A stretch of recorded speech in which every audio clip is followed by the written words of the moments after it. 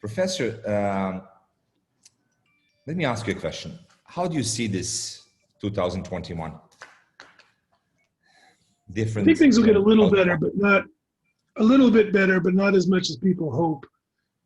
We've got slower vaccine rollout. You still aren't sure whether the current vaccines protect against transmission. We know they help you not get sick, but whether they stop you from infecting somebody else, we don't know that yet. I think they will, but we don't know.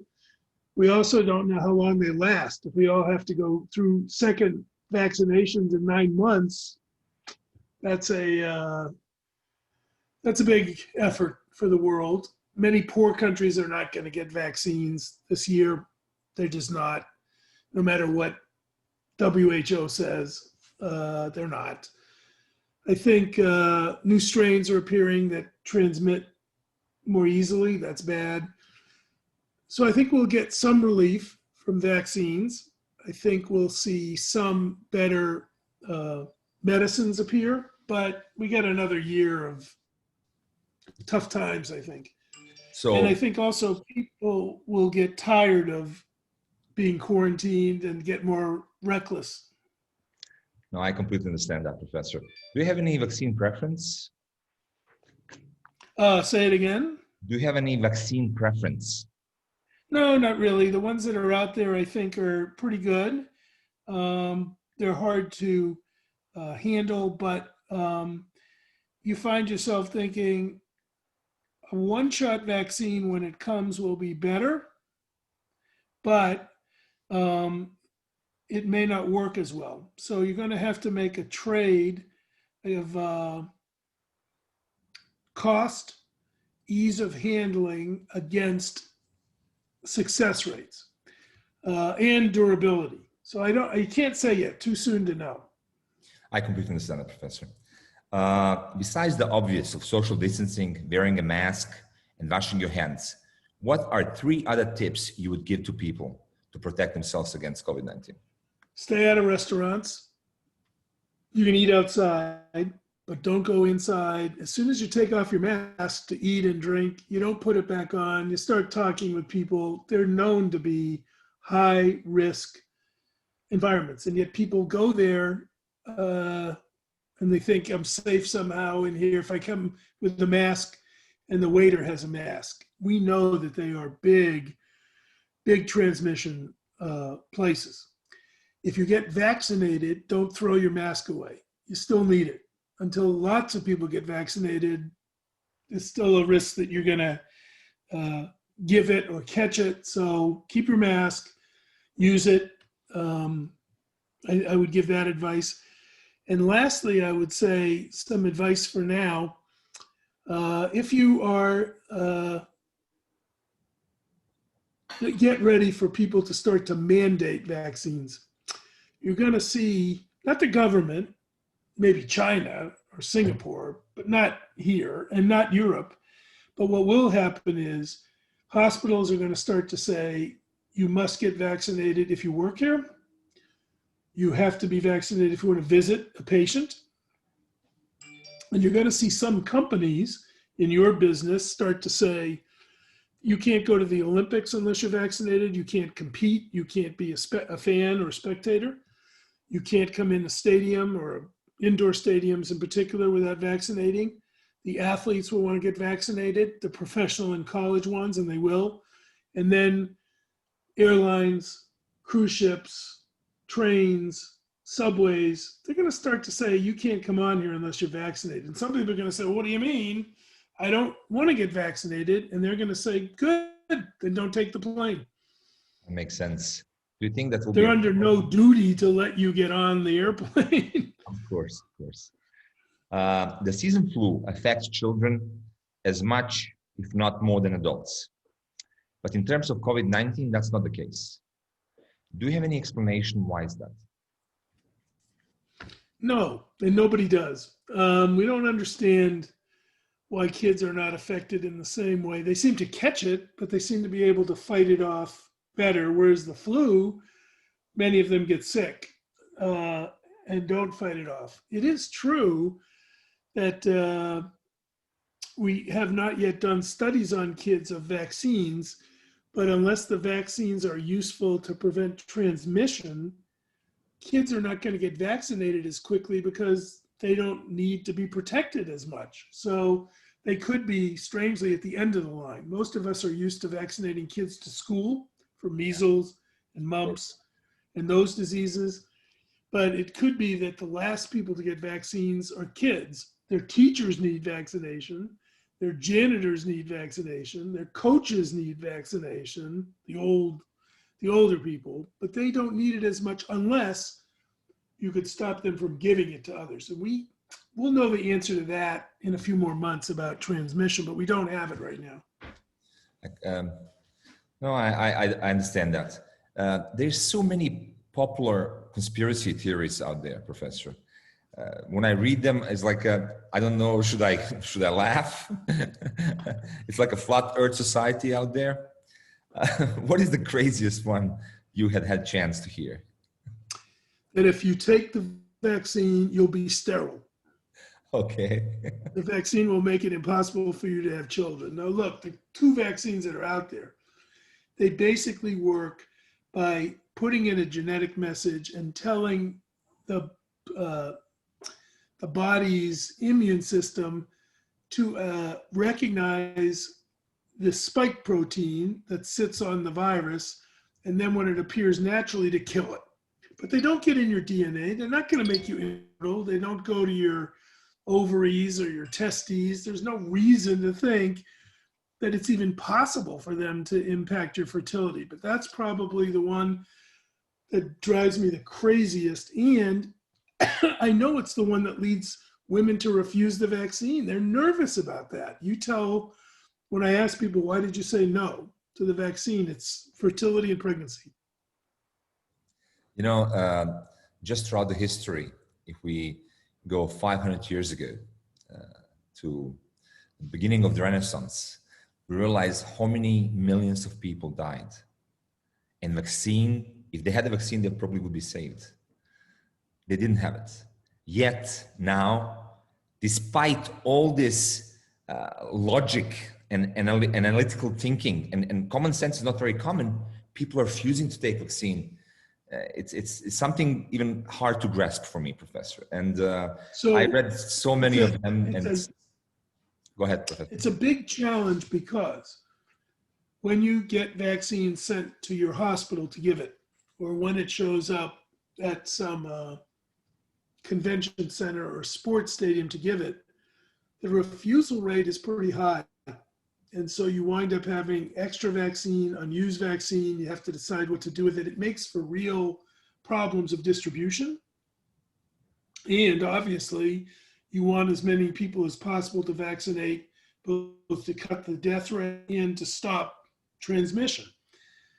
I think we had a couple of problems. One, we kept talking about how fast the vaccine developed, warp speed. What that did was it freaked people out and made them think they cut corners. They don't know if it's safe. It's got to be bad. People were saying, this is great. We made it fast, faster than any vaccine has ever been made. And the message that a lot of people heard was, you cut corners. It isn't, you're just taking it out there. I don't trust it. So they made a problem by not explaining why it was able to be done faster, but not ending that it was done responsibly. So some of the resistance we created by loose talk about speed, I mean the White House and government and vaccine scientists too. Then the other problem about panic and distrust, we still don't have a lot of people in science and medicine who are good communicators. No, communication. You can almost go on. Yeah, you go on TV, same people. In your area in Houston, there's Peter Hotez. He's great. He's on TV a lot. In my area, there's me. In Philadelphia, there's Paul Offit. In Washington, there's Tony Fauci. But the fact that I can name them is not a good thing. It's a bad thing. You want to have hundreds of communicators that go to high schools, churches, civic organizations, the Boy Scouts, and we don't have that. Science does not respect, in Europe or the US, science communication. It doesn't respect it. It doesn't train for it. It doesn't reward it. And in fact, if you do it, I can tell you, you get penalized. People say you're not a serious scientist. Wrong attitude. I agree with Dr. Hotez. He's really amazing, and he's such an avid promoter. He's literally trying to help our nation overcome the greatest pandemic since the Spanish influenza. Professor, what do you think about Bill Gates is donating hundreds of millions of dollars, Bill Gates Foundation, to help with the vaccines? Do you think more private donor should be following in his footsteps in order to, bring the money to the research? I don't. I'm glad he's doing it, but you need more money than private. No, of course. It's got to be governments. It's got to be. They're the only ones that have the resources in a big way. Even Gates, who's very rich and very big, it's not the same as if the Saudi government or the United Arab Emirates or the Chinese government or the U.S. government says, we're putting money in here. It's just a different scale. That makes sense. The Spanish influenza happened in 1918, ended in 1920. 100 years later, we have a pandemic, COVID-19 pandemic. Do you think the frequencies of those pandemics will increase? I do. Climate change makes animals that carry diseases live closer to us. As it warms up the climate, there's more insects and animals around longer. It's changing exposure. I think we also have to worry because more and more people are moving into the tropical forest or areas where they get more exposure, either because they're working there to cut down the forest or they're just living there. That puts them near bats and animals that carry disease. So I do think the risk is higher. And then there's one other big difference. We have international transportation. If you're sick, you can be in Bosnia and be sick and be in Houston in about 12 hours? Yeah. That's a problem. We never had that before. So the world is becoming a one global village? Yeah. And when you have boats, planes, trains, high-speed trains, viruses, they like that. Bacteria like that too. That's like, we'll go. Professor, you look very vibrant. You're 70, 71 years old, but your mind is sharp like a Swiss clock. You work nonstop. I don't get impressed by bias, Professor. I deal with a lot of accomplished people, but even my assistant and I, we were like, wow. How do you get energy to be an editor or author over 35 books, 700 plus published works, working with the Presidential Council, with United Nations, with Olympic Committee? How do you get energy to follow that? Well, first of all, I would say habits. So I've always tried to organize my time. It's not that I don't take time off or travel, but I'm very organized. I make sure that my secretaries keep me moving, keep a schedule. I know where I'm supposed to be, and I build systems to remind me about what I'm supposed to do so I can be more efficient. I think secondly, I really like what I do. So it's not work. It's always interesting, challenging. Third, people would say, that Kaplan guy, he's interesting because he's got a funny sense of humor. I don't get depressed or beaten down so easily. You work with the WHO, you could shoot yourself pretty fast. They're slow and it's very political, but it's also amusing in some ways. It's just kind of, the world is kind of a weird place. I'm arranging a meeting now. NYU has a campus in Abu Dhabi. Yeah. It has a campus in Tel Aviv. And we're going to put together just a seminar with the two schools. They never talk to each other since we've had them because of Arab-Israeli, fighting. I know. but it's just funny. It's like all of a sudden now they're all going to be friends and they don't like Iran together. So now they talk to each other and they are willing to admit it. I think they talked to each other before, but secretly. So you have to take some amusement out of what you're doing, see it as funny. And then I would say the other thing that I do that's almost a kind of a health tip to being productive. It's not that I drink a lot of coffee or run 5 miles a day or anything like that. I don't. But what I try to do is not let myself get sucked in with too much energy to things that I don't think are going to work out. So I'm pretty quick to say that project, we're killing it. It's not going somewhere. Whereas other people are reluctant to say, we shouldn't continue this. It's a failure, but I got to keep trying to make it work. That's not me. I'm sort of like, if I don't see results, I'm ready to move. So that leads to more productivity. That definitely makes sense. Professor, I was born in Bosnia, from Yugoslavia, and I had to leave Bosnia, move to Germany because of the war. And with all those happenings in the past 6-9 months, I'm becoming worried again.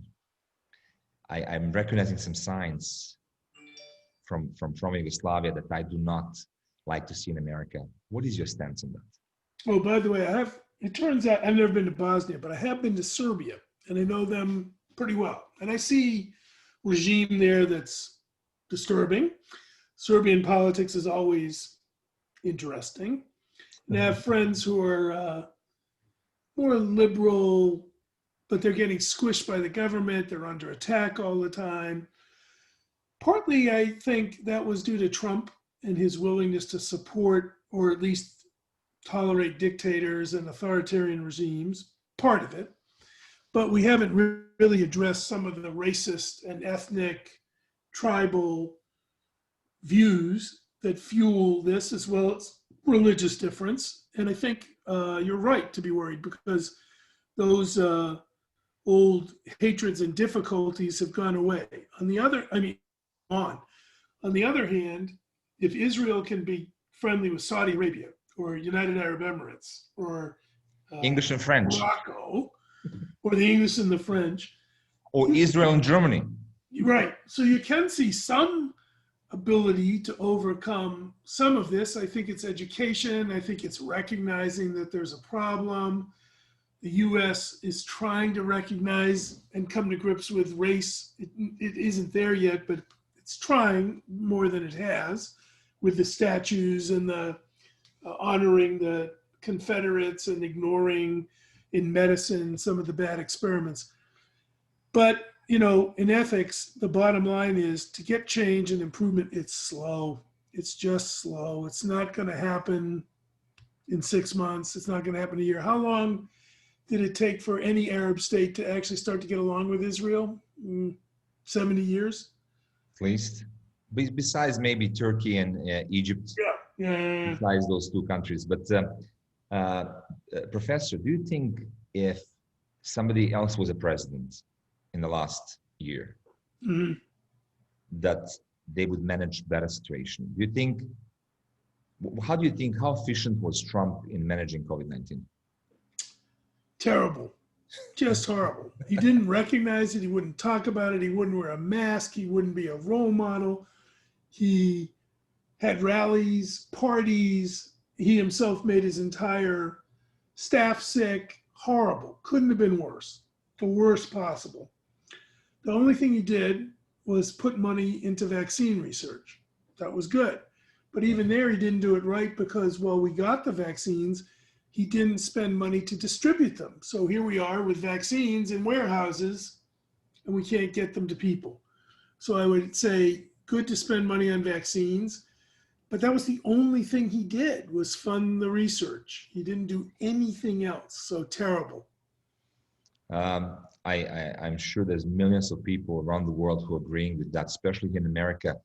Our president did not show the presidential ethics, well, I would say.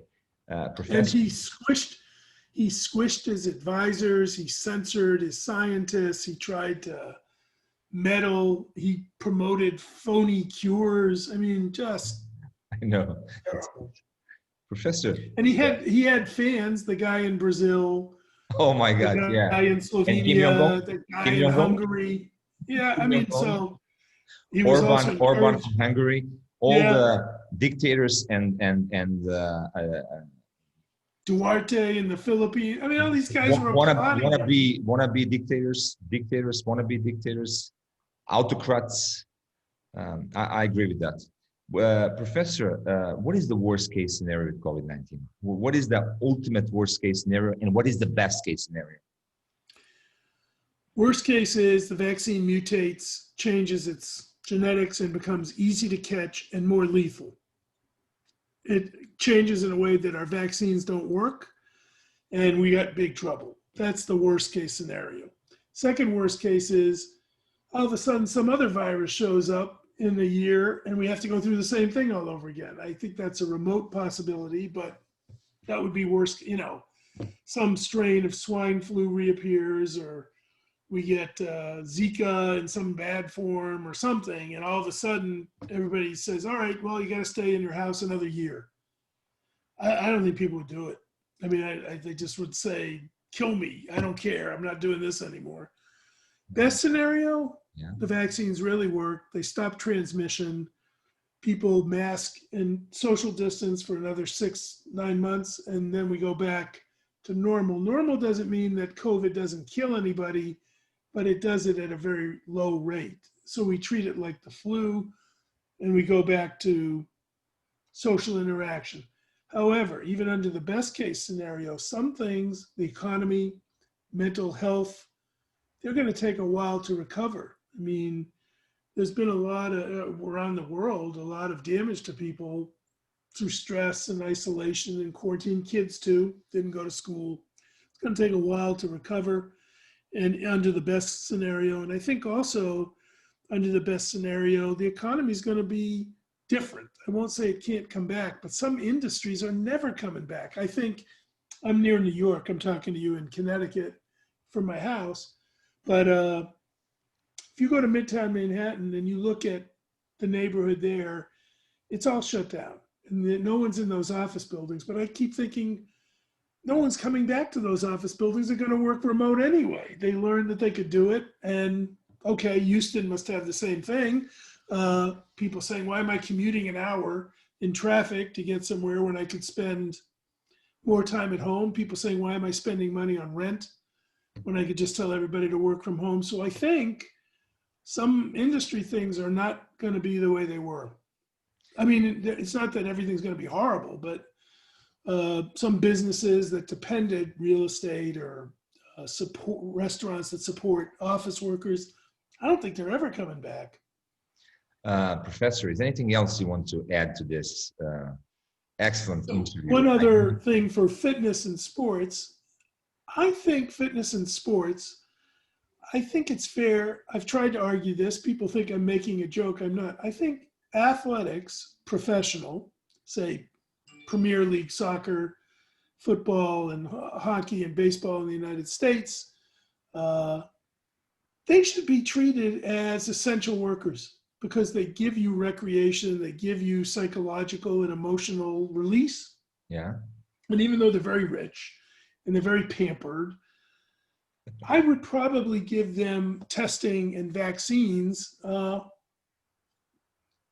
not feel guilty about it. I think we should declare some of the things. Maybe we would extend it to artists and musicians and other entertainment. But I do think, aside from personal fitness, the other issue is sports and the role it plays when you're in shutdown, lockdown, and quarantine, whether it's Germany or England or here or Japan or wherever it is. And I think we tend to think of sports as just, it's just games. I don't think that's true. I myself have been quarantined, not 100%, but a lot. And I'm glad that there's been sports on TV. I'm glad to watch it. I'm happy to get some release. You asked about being efficient and working hard. You have to have some way. Some people like to run. Some people like to travel. Some people like to watch entertainment. You have to have those things. There's no point in just being quarantined in an apartment and staring at the walls. I don't think that's a good future. No, that definitely it's not a good future. Professor, just for the end, I would like to tell you, please stay healthy, keep healthy. We need people like you. Oh, thank you. If it was up to me, I would give all the scientists around the world triple the money, quadruple the money. You deserve that. We're now realizing who the real stars are. Not necessarily your football players or your baseball players or your basketball players or your soccer players, but people who are actually saving humanity. In my eyes, Professor, you are a hero, and all of you who are trying to protect our nation and the world, period, have my deepest respect. And Oh, thank you. again, I have never come to this kind of resume, Professor Kaplan. Please stay healthy, and I wish you all the best. And